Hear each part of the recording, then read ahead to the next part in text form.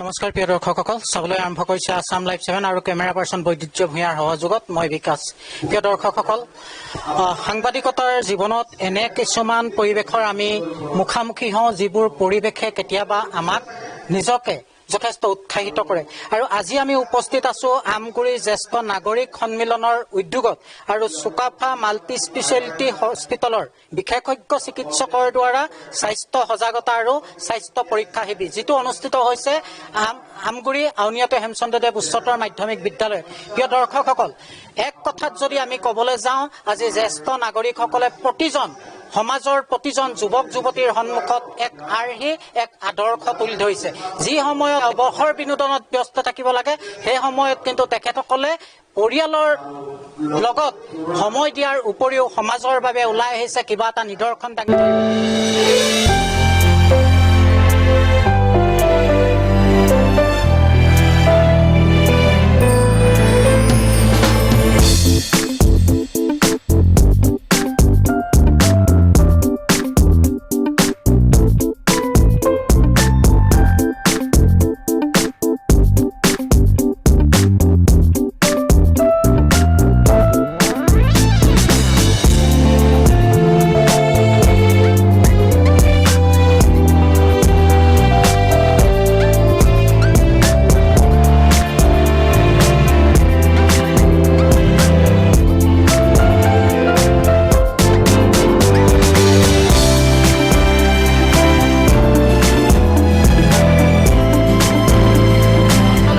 আমাৰ লগত উপস্থিত আছে কেইবাজনো জ্যেষ্ঠ ব্যক্তি, জ্ঞানজ্যেষ্ঠ ব্যক্তি। মই ছাৰ প্ৰথমে আপোনাৰ ওচৰলৈ আহিছোঁ। এক আদৰ্শনীয়, এক আৰ্হি প্ৰতিষ্ঠা কৰিছে আজি এই কৰ্মৰাজিৰ জৰিয়তে। কি বাৰ্তা প্ৰেৰণ কৰিব বিচাৰিব? মানে আমি আপোনালোকক প্ৰথমতে ধন্যবাদ জনাইছোঁ। বিশেষকৈ আমাৰো সমাজৰ প্ৰতি এটা কৰণীয় আছে। আমি এটা বয়সস্থ মানুহৰ সংগঠন হ'লেও আমাৰ শক্তি অনুসাৰে আমি সমাজলৈ সেৱা আগবঢ়াব লাগে। সেই উদ্দেশ্যৰে আমাৰ এইটো কাৰ্যসূচীৰ এটা অংশ যে আমি এটা স্বাস্থ্য সজাগতা শিবিৰ পাতোঁ। আপোনালোকে জানে যে কিডনী সম্পৰ্কীয় সমস্যাবিলাক বহুত জটিল সমস্যা। শৰীৰৰ এটা অতি চেঞ্চিটিভ এটা অংগ কিডনী ইউৰলজিৰ বিষয়ে এজন বিশেষজ্ঞ পাবলৈও বৰ বিৰল। এইটো ছুপাৰ স্পেচিয়েলিটি হস্পিটেলৰ চুকাফা ৰজাবাৰী যিখন আছে আপোনালোকে জানে, এই যে ডক্টৰ হাৰিছ পাল, তেখেতে আমাৰ অনুৰোধ ৰক্ষা কৰি আজি আহিছে আৰু সজাগতা সম্পৰ্কীয় কামখিনি ইতিমধ্যে কৰিছে আৰু যাৱতীয় পৰামৰ্শ দিব। মই ভাবোঁ অঞ্চলটোৰ ৰাইজ উপকৃত। আজি আমগুৰি জ্যেষ্ঠ নাগৰিক সন্মিলনে স্বাস্থ্য সজাগতা আৰু পৰীক্ষাকৰণ ব্যৱস্থাত শিৱসাগৰ ৰজাবাৰীস্থিত চুকাফা মাল্টি স্পেচিয়েলিটি হস্পিটেলৰ ইউৰলজি বিশেষজ্ঞ ডক্টৰ হৰিছ পাল তথা তেখেতৰ সহকৰ্মীৰ সৈতে আমগুৰিৰ জ্যেষ্ঠ নাগৰিকক চিকিৎসা সম্পৰ্কীয় বিভিন্ন নজনা কথা, বিশেষকৈ ইউৰলজি সম্পৰ্কত বিভিন্ন নজনা কথা জনাবৰ বাবে তেখেতসকলক ইয়ালৈ আমন্ত্ৰণ কৰি অনা হৈছে। আৰু আমি ভাবিছোঁ যাতে এই ক্ষেত্ৰত যিসকল আমি অনভিজ্ঞ আৰু যিয়ে সাধাৰণ বেমাৰ ক্ষেত্ৰত গুৰুত্ব নিদিয়ে, তেখেতসকলে এই ক্ষেত্ৰত যথেষ্ট কথা জানিব পাৰিব আৰু তেওঁলোক সেই ক্ষেত্ৰত উপকৃত হ'ব বুলি ভাবি আমি এই ব্যৱস্থাটো লৈছোঁ। ধন্যবাদ। নমস্কাৰ। প্ৰথমতে মই আছাম লাইভ 7লৈ আন্তৰিক ধন্যবাদ জনাইছোঁ। আমগুৰি জ্যেষ্ঠ নাগৰিক সন্মিলন 2009 চনতেই প্ৰতিষ্ঠিত এটি বয়োজ্যেষ্ঠসকলৰ অনুষ্ঠান। এই অনুষ্ঠানটি বৰ্তমানে অসম জ্যেষ্ঠ নাগৰিক সন্মিলনৰ অন্তৰ্ভুক্ত হৈছে। অসম জ্যেষ্ঠ নাগৰিক সন্মিলনৰ সংবিধানৰ আধাৰত কিছু কৰ্মসূচী নিৰ্ধাৰণ কৰা আছে। এই নিৰ্ধাৰিত কৰ্মসূচীবিলাকৰ ভিতৰতেই অন্যতম এটা বিনামূলীয়া স্বাস্থ্য শিবিৰ বা স্বাস্থ্য পৰীক্ষা ৰাইজক সজাগতা কৰাৰ নিমিত্তে আমি অনুষ্ঠিত কৰিবলৈ বিচাৰিলোঁ। আজি শিৱসাগৰ জিলাৰ ডিমৌ ৰজাবাৰীস্থিত চুকাফা মাল্টি স্পেচিয়েলিটি হস্পিটেলৰ বিশেষজ্ঞ চিকিৎসকৰ তত্বাৱধানত আমগুৰি জ্যেষ্ঠ নাগৰিক সন্মিলনৰ উদ্যোগত এটি স্বাস্থ্য সজাগতা লগতে স্বাস্থ্য পৰীক্ষা শিবিৰ অনুষ্ঠিত কৰা হৈছে বিনামূলীয়াকৈ। আমি এই স্বাস্থ্য শিবিৰত চুকাফা মাল্টি স্পেচিয়েলিটি হস্পিটেলৰ যিসকল ডাক্তৰ, বিশেষকৈ ইউৰলজি স্পেচিয়েলিষ্ট ডাক্তৰ হৰিশ পল লগতে তেখেতৰ সহযোগীসকলক আমি আন্তৰিক ধন্যবাদ জনাইছোঁ। আৰু আজি এই স্বাস্থ্য শিবিৰত অংশগ্ৰহণ কৰিবলৈ অহা, নিজৰ স্বাস্থ্য পৰীক্ষা কৰিবলৈ অহা, স্বাস্থ্যৰ বিষয়ে সজাগ হ'বলৈ অহা প্ৰতিজন আমাৰ শ্ৰদ্ধাৰ ব্যক্তিলৈ আন্তৰিক ধন্যবাদ জনাইছোঁ। এটা কথা কওঁ, এই যে আমাক চৰকাৰে 60 বছৰত অৱসৰ প্ৰদান কৰে, যে লাইফ বিগিনছ এট 60 বুলি সেইকাৰণে কোৱা হয়। 60 বছৰত আমাৰ জীৱন আৰম্ভ হয়। আৰু সেই 60 বছৰৰ যিটো জীৱন আমি আৰম্ভ কৰোঁ, সেইটো হ'ল দীৰ্ঘ সময়ৰ শৈশৱ, কৈশোৰ, যৌৱন, সংসাৰৰ বিভিন্ন সংগ্ৰামৰ অন্তত আমি যি অভিজ্ঞতা লাভ কৰোঁ, সেই অভিজ্ঞতাৰে আমি নতুন জীৱনটো এই 60 বছৰত আৰম্ভ কৰোঁ। আৰু সেই 60 বছৰত আৰম্ভ কৰা সেই জীৱনটোৰ আমাৰ সন্মানীয় সম্পাদক মাত্ৰ 3 বছৰীয়াহে হৈছে, সন্মানীয় সভাপতি মাত্ৰ 15 বছৰীয়াহে নিশ্চয় হৈছে। গতিকে এইসকলে অত্যন্ত তুৰন্ত ৰূপত এই কামখিনি কৰিছে, আমি ভাল পাইছোঁ। আমগুৰিৰ এনেকুৱা এটা অনুষ্ঠান, সংস্থা সংগঠনৰ সভা অনুষ্ঠিত নহয় য'ত এইসকলৰ কোনোবা নহয় কোনোবা উপস্থিত নাথাকে। সেইকাৰণে কৈছোঁ অত্যন্ত শক্তিশালী। চৰকাৰে হয়তো ভাবিবলৈও বাধ্য হ'ব যে এইসকলক 60 বছৰত অৱসৰ দি আমি কিবা ভুল কৰিছোঁ নেকি, কাৰণ ইমান শক্তিশালী হৈ আছে। আমি আশা কৰিছোঁ এই যাত্ৰা আপোনালোকৰ অব্যাহত থাকক। আৰু আজি যি স্বাস্থ্য সজাগতা শিবিৰৰ কথা কোৱা হৈছে, মই প্ৰথমে সেইকাৰণে সম্বোধন কৰিছোঁ যে আপোনালোক স্বাস্থ্য সম্পৰ্কে সজাগ লোকসকল ইয়াত উপস্থিত হৈছে। ইংৰাজীত এষাৰ কথা আছে, a spark neglected burns the house. আমি সৰু এটা জুইৰ কণাক স্ফুলিংগ বুলি নেগলেক্ট অৱজ্ঞা কৰিলে সি এখন ধুনীয়া ঘৰ জ্বলাই দিব পাৰে। আৰু আমাৰো স্বাস্থ্যৰ ক্ষেত্ৰত অকণমান সজাগতা নোহোৱাৰ কাৰণেই আমাৰ স্বাস্থ্য হানি হ'ব পাৰে, আমাৰ স্বাস্থ্যৰ যথেষ্ট দুৰ্ভোগ ভুগিব লগা হ'ব পাৰে। আৰু সেই ক্ষেত্ৰত আপোনালোক সজাগ হৈ ইয়ালৈ আহিছে আৰু আপোনালোকক স্বাস্থ্য পৰীক্ষা ইয়াত কৰিব। ছুপাৰ স্পেচিয়েলিটি হস্পিটেলৰ চিকিৎসক আহিছে, আপোনালোকে সুন্দৰ ৰূপত এইখিনি কাম সমাপন কৰক, এখেতলোকৰ পৰামৰ্শ গ্ৰহণ কৰক। আৰু এই যে অনুষ্ঠানটো ইয়াত আয়োজন কৰা হৈছে, এই অনুষ্ঠানটোত আমি পূৰ্ণ সফলতা কামনা কৰিছোঁ। আজিৰ এই অনুষ্ঠানটোৰ ইয়াত এই স্বাস্থ্য পৰীক্ষা কৰাৰ যোগেদি আপোনালোকে এই পৰীক্ষা নকৰা হ'লে যিমান দিন হয়তো জীয়াই থাকিব, তাতোকৈ অতিৰিক্তভাৱে এই পৰীক্ষা শিবিৰে আৰু 10টি বছৰ জীয়াই থকাৰ শক্তি প্ৰদান কৰক, ইয়াকে কামনা কৰি আজিৰ এই স্বাস্থ্য সজাগতাৰ স্বাস্থ্য পৰীক্ষা শিবিৰ শুভ উদ্বোধন হৈছে বুলি ঘোষণা কৰিছোঁ। ধন্যবাদ। मैं डॉक्टर हरीश पाल, एक यूरोलॉजिस्ट हूँ और यहाँ पे असम में अभी प्रैक्टिस कर रहा हूँ। अराउंड 1 ईयर के आसपास हो गया है मुझे। यहाँ के बारे में जो बीमारी है, यूरोलॉजिस्ट क्या करते हैं, किस चीज़ों का इलाज करते हैं, क्या चीज़ों को हम लोग इग्नोर करते हैं। मुझे थोड़ा सा असमीज नहीं आता है, तो हिंदी थोड़ा सा बोलूँगा, हिंदी में ही आता है या फिर इंग्लिश आती है। असमीज मोह एक ही सूर पर बेस ना जाना। क्या चीज़ों का हम लोग इलाज करते हैं, क्या चीज़ों को, क्या बीमारियां जिसको हम लोग इग्नोर करके चलते हैं लाइफ में, वो थोड़ा सा समझना जरूरी है। तो यूरोलॉजिस्ट जो होते हैं, किन ऑर्गन का बॉडी में इलाज करते हैं, स्पेशलिस्ट डॉक्टर होते हैं जो सुपर स्पेशलिस्ट बनते हैं, काफ़ी टाइम लगता है बनने में। तो जैसे हार्ट का कोई डॉक्टर होता है, बोलते हैं दिल के डॉक्टर के पास इलाज कराइए, कोई दिमाग का डॉक्टर होता है, बोलते हैं वहाँ पर जाइए। कोई हमारे जो होते हैं न्यूरोलॉजिस्ट होते हैं, कोई दवाइयों से इलाज करते हैं। कोई हमारे पेट के डॉक्टर होते हैं, बोलते हैं पेट का इलाज कराइए। कोई स्किन के डॉक्टर होते हैं, जाइए स्किन वाले के पास जाइए। ऐसे ही यूरोलॉजी एक ब्रांच है जिसमें हम लोग किडनी से जो हमारे एक्सक्रीटरी ऑर्गन जिनको बोलते हैं, जो ऑर्गन जैसे 2 किडनी होती है, उनसे 2 नलियाँ जाती हैं, वो पेशाब की थैली में आके खुलती है, उसके नीचे प्रोस्टेट होता है, फिर हमारे एक्सटर्नल ऑर्गन्स होते हैं। ये ऑर्गन के अंदर में जो भी बीमारियां होती हैं, इसका इलाज यूरोलॉजिस्ट करते हैं। अब कुछ कॉमन सी बीमारियां हैं। अब हमारी किडनी हुई, जैसे किडनी में कॉमन सा है कि पत्थर बन जाते हैं, बहुत कॉमन है। इतना है कि मतलब अभी भी देखोगे कुछ लोग अल्ट्रासाउंड कराएंगे तो पत्थर निकल के आएंगे किडनी में, काफी लोगों को। तो जो किडनी के में जो पत्थर बनते हैं, उसका इलाज के लिए यूरोलॉजिस्ट होते हैं। लोगों में कुछ ये रहता है कि ठीक है कोई आयुर्वेदिक दवाई जा करके खा लेते हैं, उसका पत्थर तो घुल गया था, हमारा घुलेगा कि नहीं घुलेगा पता नहीं। मतलब ये जो विलेज वाले एरियाज हैं, खासकर हमारी कंट्री में, इंडिया की कंट्री जो है इसमें विलेज एरिया काफ़ी है, तो लोगों में थोड़ा सा ये रहता है मन में, नहीं थोड़ा सा विलेज में जाते हैं, दवाइयाँ खा लेते हैं, ठीक हो जाएगा। तो वो थोड़ा सा समझना है हमें कि क्यों हमें सुपर स्पेशलिस्ट को दिखाना जरूरी होता है।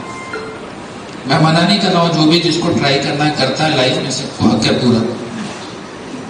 किडनी में जो पत्थर बनते हैं वो कई तरह के पत्थर होते हैं, कुछ कैल्शियम के होते हैं, कुछ यूरिक एसिड के स्टोन्स होते हैं, कुछ प्रोटीन के होते हैं, कुछ इन्फेक्शन के कारण बनते हैं, कुछ हमारे खाने से रिलेटेड होते हैं। जो पत्थर दवाइयों से घुलते हैं जनरली वो छोटे साइज के रहते हैं और वो जनरली यूरिक एसिड के बने होते हैं, जिसके लिए मतलब जो पेशेंट जाते हैं जनरली सबसे पहले पेशेंट जाएगा, कोई भी मेडिसिन डॉक्टर को जाएगा, कोई फिजिशियन को जाकर के टकराते हैं पेशेंट्स। ऐसे ही होता है, विलेज वाले एरिया में जाएंगे, थोड़ा सा दर्द हुआ, जाकर के फिजिशियन के पास लिया, दवाई खा ली, उन्होंने बोला दवाई लिख दिया, एक सिरप लिख के दे दिया और ये चलो घुल जाएगा। ऐसा होता है क्योंकि फैसिलिटीज नहीं है हमारे पास में, यहाँ पे यूरोलॉजिस्ट कहीं है नहीं। जो रात में 2 यूरोलॉजिस्ट है, असम में मतलब डिब्रूगढ़ में 4 है, उसके बाद पूरे असम में आई थिंक 20 के आसपास है ना। उसमें भी यूरोलॉजिस्ट से ऊपर यूरोन्टोलॉजिस्ट 3 ही है पूरे इसमें असम में, एक मैं हूँ यहाँ पे, 2 लोग और हैं, लोग उतने अवेयर नहीं है बीमारी के लिए। तो होता क्या है कि जो पत्थर है ना, पत्थर जब बनता है किडनी में तो ऐसा नहीं है कि उसको इग्नोर कर दिया जाए। होता क्या है, पत्थर में कुछ बैक्टीरिया होते हैं जो हमारी किडनी को धीरे धीरे डैमेज करते हैं। किन पत्थर को छोड़ के रखना है, किस उम्र में क्या इलाज करना है पत्थर का, क्या दवाइयों से इलाज करना है, क्या उससे करना है, वो सुपर स्पेशलिटी डिसाइड करते हैं। अब पत्थर बन जाता है किडनी में, किडनी का उससे सबसे कॉमन सिम्टम क्या होता है ना, मैं आपको बताता हूँ कि हम लोग क्या इग्नोर करते हैं। वो चीज रहना बहुत अवेयर है कि हल्का सा दर्द होगा, इधर दर्द होगा, पेशेंट आता है कि हल्का दर्द है, कभी कभी हल्का दर्द छोड़ के छोड़ो चलो दवाई खा ले छोड़ दिए, ऐसे ही होता है। जिसको सीवियर पेन हुआ, बहुत ज्यादा पेन हुआ तो डायरेक्ट इमरजेंसी में आएगा, वो अच्छा है, वो डायरेक्ट आ गया कि उसको देख लिया, उसका इलाज हो गया। सबसे खतरनाक बात है कि जब हल्का दर्द रहता है जिसको हम इग्नोर करते रहते हैं, जो कि खासकर किडनी में जो स्टोन रहता है वो दर्द ज्यादा करता नहीं है, चुपचाप धीरे धीरे धीरे धीरे धीरे धीरे धीरे बड़ा होगा और किडनी को धीरे धीरे खाता है, तो वो बहुत डेंजरस है। अब किडनी में कुछ और भी बीमारियां हो जाती है, किडनी में ट्यूमर हो जाते हैं, किडनी में और किडनी अचानक से खराब हो जाती है। ठीक है, तो ये बीमारियां कैसे होती है, सिम्टम्स से कुछ कुछ बता रहा हूँ, बस इस तरह का ध्यान रखना है। पत्थर हुआ तो हल्का दर्द होगा, कभी कभी बहुत हल्का दर्द होता है, कभी कभी बहुत तेज दर्द होता है, यहाँ पे कमर में दर्द होता है, पेशाब के रास्ते में दर्द होता है, पेशाब में ब्लड आने लग जाता है, और पेशाब में बहुत जलन होने लग जाती है, कभी कभी फीवर आने लग जाता है। इस तरह के सिम्टम्स होते हैं तो जाकर के यूरोलॉजिस्ट को दिखाना बहुत जरूरी होता है। ऐसे पत्थर कभी कभी किडनी की नलियों में फंस जाता है, इसके हमारे पेशाब की थैली में भी पत्थर बन जाते हैं। ये तो कॉमन से पत्थर की बातें हुई। इसके अलावा बहुत सारी ऐसी बीमारियां जिसका इलाज हम लोग करते हैं। जैसे हमारी ओल्ड एज है, 50 साल के बाद में हम लोगों को परेशानी क्या होती है 40-50 साल के बाद में, कि रात में हमने देखा होगा कि घर में जो 50 साल से ऊपर के लोग हैं वो कई बार पेशाब जाते हैं, ऐसा काफी होगा, बहुत कॉमन है। अगर रात में किसी भी इंसान को 2 बार या 1-2 बार से ज्यादा उठना पड़ता है जिसकी वजह से उसकी नींद खराब हो रही है, इसका मतलब उसकी बॉडी में बीमारी चल रही है, जिसको हम लोग अपने साथ में चला रहे हैं। अचानक से लोगों का एक दिन पेशाब बंद हो जाएगा तो वो इमरजेंसी में आएगा। मतलब हम 5 से 7 साल तक अपनी बीमारी को चलाते रहते हैं, क्योंकि हम उस चीज के लिए अवेयर नहीं है। हम सोचते हैं रात में 4-5 बार पेशाब हो रहा है वो नॉर्मल है, बट वो नॉर्मल नहीं है। मैं तो रात में पेशाब नहीं जाता हूँ, जो नॉर्मल इंसान है उनको जरूरत नहीं होती है उठने के लिए, उनकी नींद आराम से पूरी होती है। और जिन लोगों को दिन में नींद आ रही है, इसका मतलब रात में नींद डिस्टर्ब है उनकी, रात में कई बार पेशाब के लिए उठे, कई बार नींद उनकी खराब हुई, इसलिए उठना पड़ रहा है उनको पेशाब, क्योंकि पेशाब की प्रॉब्लम चल रही है बॉडी में, जिसको हम लोग इग्नोर करके चल रहे हैं।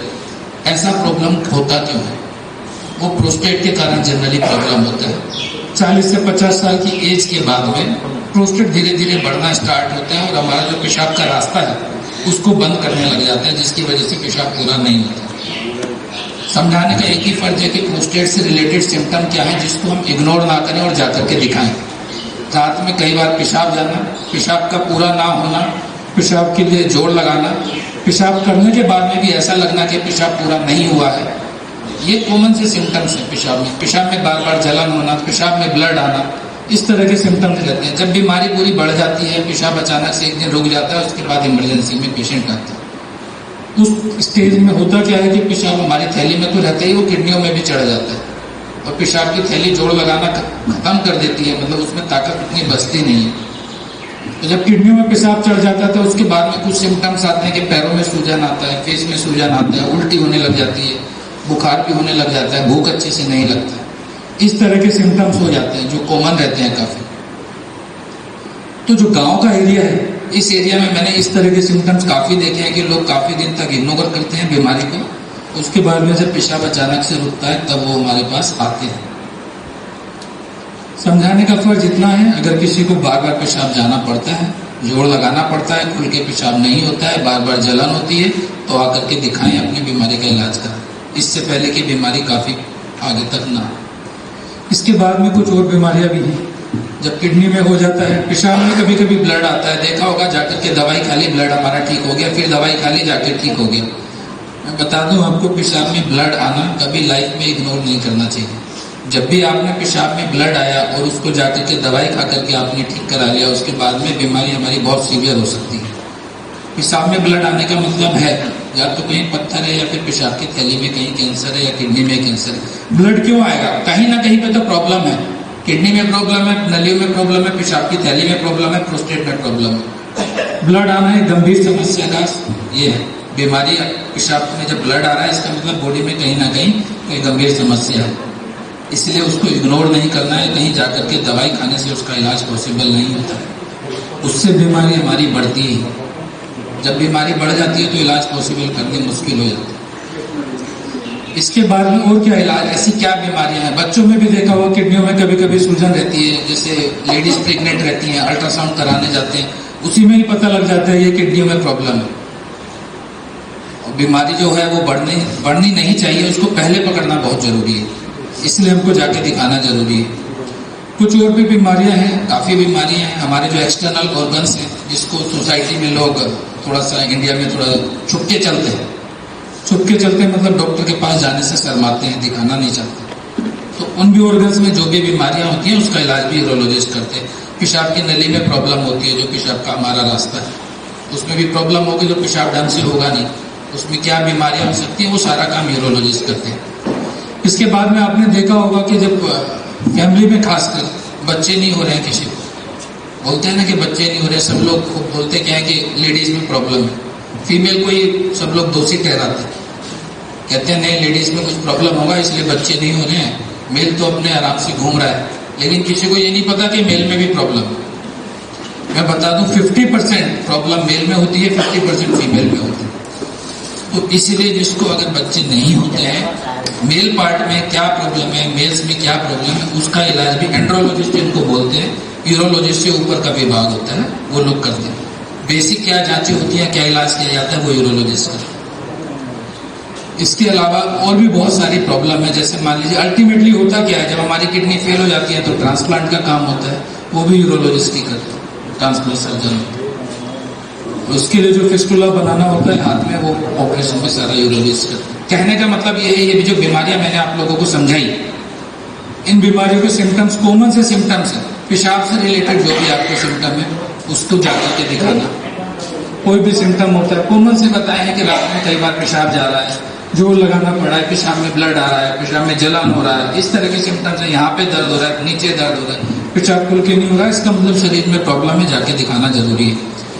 दूसरी बात, ये बातें मैंने बताई थी जो कि सब लोग बोलते हैं कि अल्ट्रासाउंड करा लिया, मुझे तो प्रोस्टेट है, और जाकर के दवाई खाने लग जाते हैं कि यार प्रोस्टेट हो गया है, दवाई खा लिया, कहीं भी जाए प्रोस्टेट आ गया, अल्ट्रासाउंड में दवाई खा लेते। मैं बता दूं प्रोस्टेट मुझे भी है, जितने भी लोग यहाँ मेल लोग जो भी है सबको प्रोस्टेट है। प्रोस्टेट भगवान ने बनाया बॉडी में, उसका नॉर्मल काम है, ठीक है, हमारा रिप्रोडक्शन का काम है, जो हमारे ऑर्गन्स हैं उनका काम करना, प्रोस्टेट नॉर्मल है। और कुछ लोगों में बोलते हैं कि प्रोस्टेट इतना बढ़ गया, फिर भी दवाई खाना स्टार्ट कर देते हैं।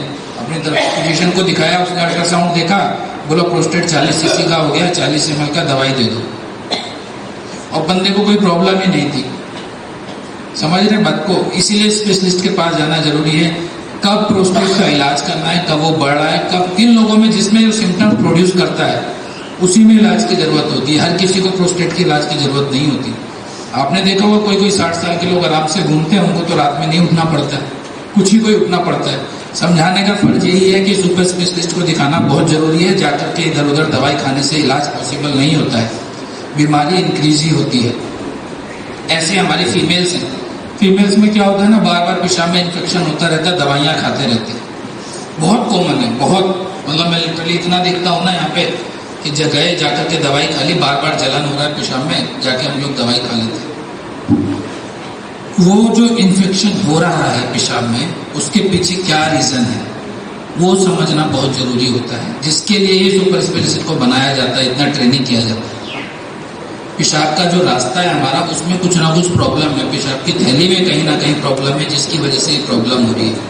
और बार बार जब इन्फेक्शन होता है ना, तो वो पेशाब की थैली को खराब करता है। और अचानक से क्या होता है, जब पेशाब उनको होता नहीं है, फीमेल्स को कपड़ों में ही चूने लग जाता है, रात में सो जाते हैं, सुबह देखते हैं तो कपड़े गीले हैं, ओल्ड एज में।